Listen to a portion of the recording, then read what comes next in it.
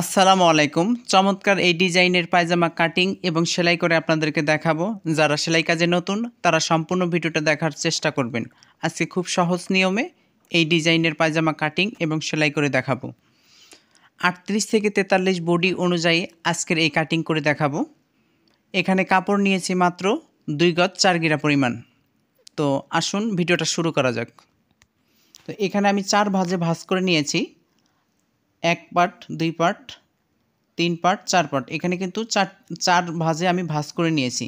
এরপরে পায়ের ভাঙার জন্য আমি 2 ইঞ্চি পরিমাণ একটা মার্জিন দেব। মার্জিন থেকে আমার পায়জামার লম্বা হবে 40 ইঞ্চি। তো যাদের যেরকম লম্বা আপনারা সেই লম্বার এইভাবে নিয়ে একটা মার্জিন টেনে নেবেন। নেওয়ার পরে আমি রাবার ভাঙার জন্য 2.5 ইঞ্চি পরিমাণ আরেকটা মার্জিন দেব। তো আমি যেদিকে দাঁড়াইছি সেদিকে কিন্তু খোলা পাট, আর সামনের দিকে কিন্তু বন্ধ পাট। এখানে 3টা রাবার হবে, চিকন রাবার। এরপরে 1/2 ইঞ্চির 2 পয়েন্ট বেশি এভাবে একটা মার্ক দিতে হবে। এটা সেলাই মার্জিনের জন্য, যেহেতু চাপ সেলাই হবে। তো যেটা মেইন লম্বা সেখান থেকে আমাকে এখানে 14 ইঞ্চি এবং 1/2 ইঞ্চি বাড়িয়ে নিতে হবে। 14.5 ইঞ্চি একটা মার্ক দিতে হবে। 38 থেকে 43 বডি অনুযায়ী কিন্তু আমি যেভাবে কাটিং করব হুবহু আপনারা একই নিয়মে কাটিং করবেন। তো যে মার্জিন থেকে এই মার্জিন থেকে 11 ইঞ্চি আমি আরেকটা মার্ক করব। এটা কিন্তু মূলত হাইয়ের মাপ। এখানে 11 ইঞ্চি, এখান থেকে 14.5 ইঞ্চি। তো এখান থেকে এখানে 3 ইঞ্চি, যেহেতু বডির সংখ্যা একটু বেশি 38 থেকে 43, এখানে 3 ইঞ্চি নেওয়ার পরে এভাবে একটা শেপ দিয়ে নেবেন। শেপ নেওয়ার পরে আপনারা প্রথমে স্ক্রিনে দেখছেন পায়ে যে আমি একটা ডিজাইন করছি। তো এখানে 1/2 ইঞ্চি সেলাই মার্জিনের জন্য রেখে এখানে আমার পায়ের ভাঙা নিতে হবে। পায়ের মুখ আমি 6 ইঞ্চি নিব। যার যেমন তারা তেমন নেওয়ার পরে 1 ইঞ্চি বাড়িয়ে নেবেন সেলাই মার্জিনের জন্য। নেওয়ার পরে আমি যে ডিজাইনটা করব সেই ডিজাইনটা এখান থেকে 3 ইঞ্চি উপরে একটা মার্ক দিব। তারপরে এখান থেকে 5 ইঞ্চি উপরে আমি আরেকটা মার্ক দিব। এর মাঝে যে মেজারমেন্টটা আছে এই মেজারমেন্টে কিন্তু আমাদের সেই ডিজাইনটা হবে। তো সেই ডিজাইনটা কিভাবে হবে অবশ্যই আপনারা প্রথম থেকে শেষ পর্যন্ত ভিডিওটা দেখলে সেলাই একদম আপনাদের ইজি হয়ে যাবে। এখানে কিন্তু আমাদের সেই ডিজাইনটা হবে। ডিজাইন হওয়ার পরে আমরা শো বোতাম লাগাবো। আমি আবারও বলছি, এখান থেকে 2 ইঞ্চি ভাঙা নিয়েছি। নেওয়ার পরে এখান থেকে 3 ইঞ্চি, নেওয়ার পরে এখান থেকে 5 ইঞ্চি। 5 ইঞ্চি নেওয়ার পরে এভাবে একটা মার্কার স্কেল দিয়ে আমাকে মার্ক দিতে হবে। যদি মার্কার স্কেল না থাকে তাহলে এভাবে আমি যেভাবে হাত দিয়ে আইডিয়া করে দিচ্ছি আপনিও ঠিক একইভাবে দিবেন। অলরেডি আমার কিন্তু মার্ক করা শেষ। এরপরে আমি কাটিং করব। কাটিং করার পরে আপনাদেরকে সেলাই করে দেখাবো। যারা সেলাই কাজে নতুন তারা কিন্তু একটু মনোযোগ সহকারে আমার এই ভিডিওটা দেখবেন। আশা করি এরকম ডিজাইনের পায়জামা কাটিং এবং সেলাই করতে কোনো সমস্যা হবে না, এবং মার্ক অনুযায়ী আমাকে কাটিং করে নিতে হবে।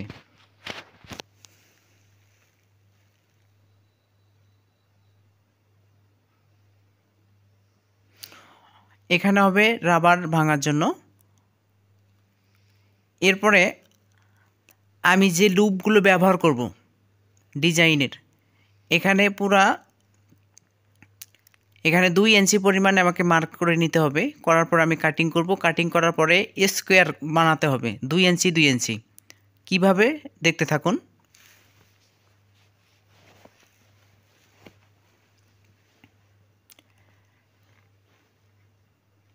এখানে আমি 10টা ব্যবহার করব, মানে 5টা, যেহেতু দু পায়ের 2টা 5টা এবং 38 থেকে 42 যারা আছেন তাদের কিন্তু এই চিকন রাবারটা 19 ইঞ্চি পরিমাণ নিতে হবে।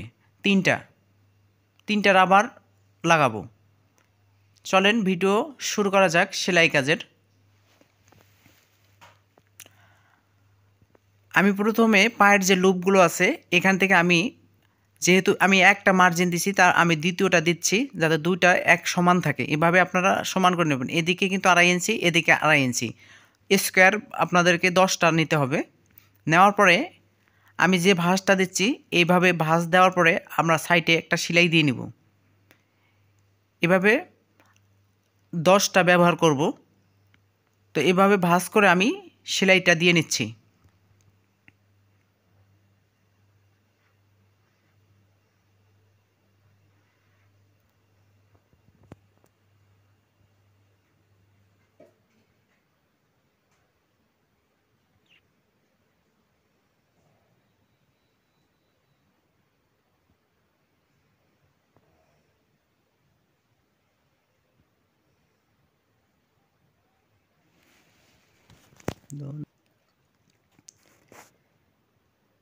এখানে কিন্তু এক পার্ট নিয়েছি। এরপরে আমি এইভাবে বসাবো, বসানোর পরে সাইডে সেলাই দিয়ে নিব, আটকানো সেলাই।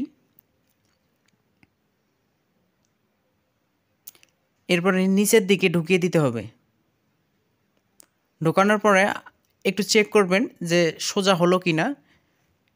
সুন্দরভাবে সোজা রাখার পরে এভাবে আমরা সেলাই দিয়ে নিব। এটা কিন্তু উপরে হবে, একটা নিচে একটা উপরে, একটা নিচে একটা উপরে, এই সিস্টেম করে আপনারা সেলাইটা দিয়ে নেবেন। আমি যেভাবে সেলাই দিচ্ছি। এরপরে এটা নিচে এভাবে আমরা কিন্তু 5টা দিব। তো 6টাও দেওয়া যায়, কিন্তু একটু বড় হয়ে যায়। তো আপনি যদি আপনার যদি ভালো লাগে তাহলে আপনি দিতে পারেন, কিন্তু আমি যেটা বেটার মনে করছি 5টা দেওয়াটাই অনেক বেশি সুন্দর ফুটে ওঠে। এরপরে আমি আরেকটা পার্ট নেওয়ার পরে এভাবেই যে আমি হাফ ইঞ্চির মতো সেলাই মার্জিনের জন্য রেখে দিয়েছিলাম, তো সেই অনুযায়ী আমি এইভাবে একটা মার্জিন দেব, সরি সেলাই দেব।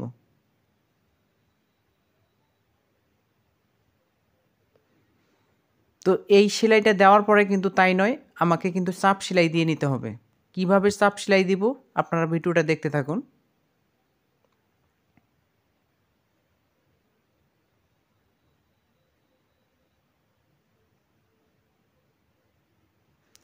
এখানে আরেকটা কথা আছে, সেই কথাটা হচ্ছে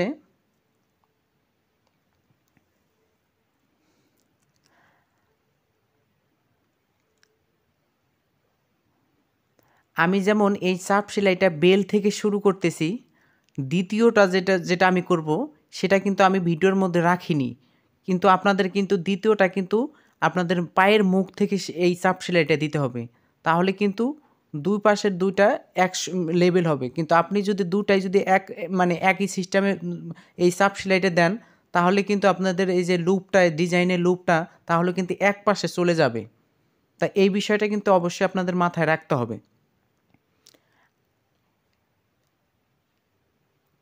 আমি যেমন এটা বেল থেকে শুরু করছি চাপ সেলাই, নেক্সট যেটা সেটা কিন্তু নিচ থেকে শুরু করতে হবে। এরপরে পায়ের ভাঙার জন্য যে আমি 2 ইঞ্চি পরিমাণ রেখে দিয়েছিলাম, তো প্রথমে আমি মাথায় একটা সেলাই দিয়ে নিব। সেলাই দেওয়ার পরে আমি 2 ইঞ্চি ভাঁজ দেব, কারণ এই ডিজাইনের একটু চওড়া একটু দিতে হয় ভাঁজটা পায়ের মুখের। যত চওড়া দিবেন তত কিন্তু অনেক সুন্দর লাগবে। এখানে সিঙ্গেল কিন্তু সেলাই হবে না, এখানে 2 সুত ফাঁকে আরেকটা কিন্তু সেলাই দিতে হবে। এই যে দুই সুত গ্যাপ রেখে আমি কিন্তু সেলাইটা দিয়ে নিচ্ছি।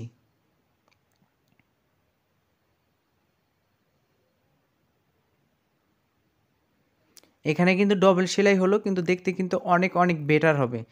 এইখানে কিন্তু আমরা এখন বোতাম দিব।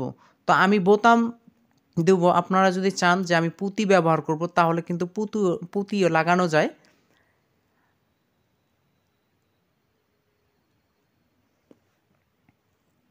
আমি কিন্তু একটা পায়ের কাজ করে দেখাইলাম। আমি কিন্তু দ্বিতীয়টা করব না, ভিডিওটা অনেক বেশি বড় হয়ে যাচ্ছে, তাই আমি কিন্তু 2টা করে নিয়েছি অলরেডি। এরপরে আমাদেরকে কি করতে হবে, পায়ের মুখ থেকে শুরু করে আমি বরাবর সেলাইটা দিয়ে নেব একদম হাই পর্যন্ত।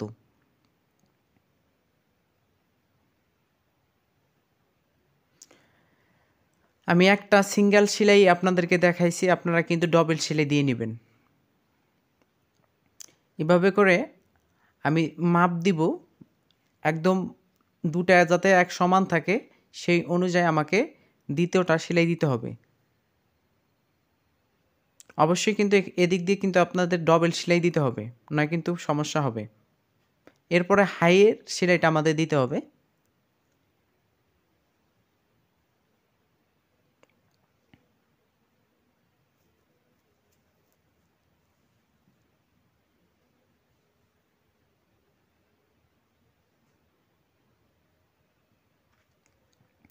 হাই সেলাই দেওয়ার পরে অনেক যারা নতুন সেলাই কাজে তারা কিন্তু বেল কিভাবে রাবার ভাঙার জন্য বেল দিতে হয় সেটা কিন্তু জানে না। আজকে একদম সহজ নিয়মে আপনাদেরকে দেখাবো।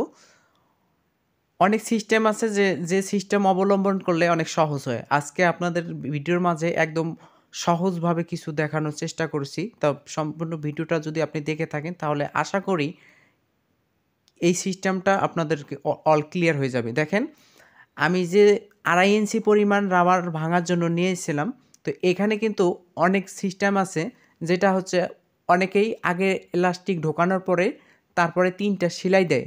আসলে কিন্তু এটা কিন্তু অনেক বেশি কঠিন। তাই এইভাবে যদি আপনারা ১ম এ সাইডে মাথায় যদি একটা সেলাই দেন, তারপর ২য়, তারপর ৩য় এভাবে যদি আপনারা সেলাই দেন, তাহলে পরবর্তীতে আপনারা কোনো সিট পিন বা কোনো কাঠি দিয়ে আপনারা যখন ঢোকাবেন এলাস্টিকটা তখন কিন্তু অনেক সহজ হবে। কিভাবে আপনারা করবেন আপনারা দেখতে থাকুন। এখানে কিন্তু আমি একটু গ্যাপ রেখেছিলাম। এখানে কিন্তু আপনাদের 1/2 ইঞ্চির মতো আমি গ্যাপ রাখছি যাতে পরবর্তীতে আমি এলাস্টিক ঢোকানোর মতো একটা রাস্তা তৈরি করছি। তো ২য় সেলাই দেওয়ার পরে আমি ৩য় সেলাইয়ের মাঝে আপনাদেরকে দেখিয়ে দেব যে সিস্টেমটা আসলে কি। এখানে দেখুন, এখানে কিন্তু আমি একটা গ্যাপ রাখলাম। গ্যাপ রাখার পরে ৩য় সেলাই যখন দিব এভাবে কিন্তু আমার কাঁচা রাখা যাবে না। এভাবে আমি ভাঁজ করে পাকা করে দিব। যদি কাঁচা দেন তাহলে কিন্তু এই সুতোগুলো কিন্তু অনেক বেশি ঝামেলা করবে। পরবর্তীতে দেখবেন যে আপনার সেলাইটা ফেঁসে যাবে। এই দেখেন আমি কিন্তু এখানে তার কাঁটা ব্যবহার করব। তার কাঁটা ব্যবহার করার পরে আমি যে গ্যাপ রাখছিলাম 1/2 ইঞ্চির মতো এখান দিয়ে আমি এইভাবে ঢুকিয়ে দিব। দেওয়ার পরে এখানে আমি সুন্দরভাবে এলাস্টিকটা লাগাবো। অনেকেই আছে যখন ১ম এই আপনারা ৩টা এলাস্টিক দেওয়ার পরে সাইডে ৩টা সেলাই দেয়। যারা নতুন তাদের কিন্তু অনেক বেশি কষ্ট হয়ে পড়ে বা ভালো হয় না। আমি যে সিস্টেমটা অবলম্বন করলাম আপনারা ঠিক এই নিয়মে করবেন, দেখবেন যে অনেক বেশি সহজ হয়ে গেছে। তো ভিডিওটা কেমন লাগছে আশা করি আপনারা বলবেন। আর ভিডিওটা যদি ভালো লাগে অবশ্যই আমার এই চ্যানেলটা সাবস্ক্রাইব করবেন, কেননা নতুন ভিডিও আপলোড করে থাকি। কোনো কিছু শিখার এবং জানার থাকলে অবশ্যই কমেন্টে জানাবেন। ভালো থাকবেন, সুস্থ থাকবেন।